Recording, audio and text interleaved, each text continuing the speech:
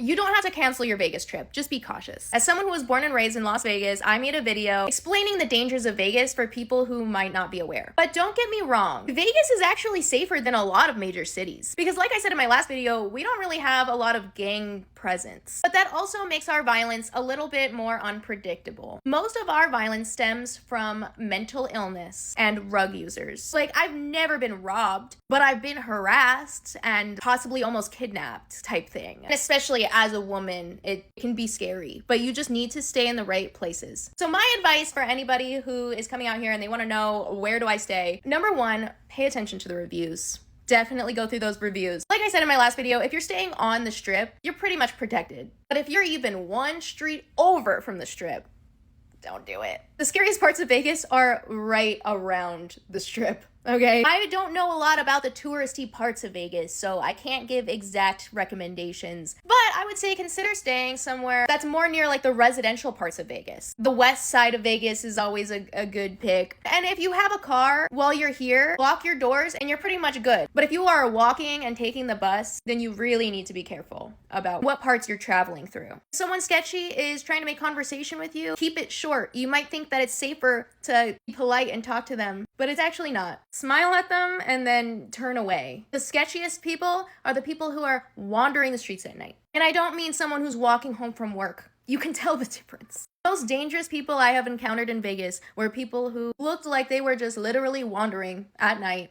In my last video, I got a couple comments of people offended that I said to watch out for homeless people because they can be dangerous. And listen, I don't want to offend anyone, but I don't think that we should put a hypothetical person's potential feelings above safety, because Vegas has a really big homeless population. Granted, as a teenager, there were times that I slept on park benches in parks that were filled with homeless people. I've had to sit at scary bus stops at night right next to tents that people were living in. And most of the time, I'll say those people minded their damn business, didn't even talk to me. However, we are talking about the most unpredictable group of people in this city. Like I said, most violence here, at least from my experience, comes from mental illness on the street. And that's people who live on the street or are otherwise just wandering the street. Most of the time, these are people who are clearly on some sort of substance, one of the harder substances. Don't be obviously rude. If they ask you for money, don't be like, no. Say, oh, I'm sorry, I don't have anything, and walk away. Don't keep talking to them, because when you give them that in, at least as a woman, when you think you're being polite and you're making conversation with them, they become emotionally attached. That's when they will end up following you, because now they think that they have a chance with you. So no, don't be scared of Vegas. Don't cancel your trip. Either stay on the strip or in a more low-key, like residential area, hotel or station casino somewhere nice, okay?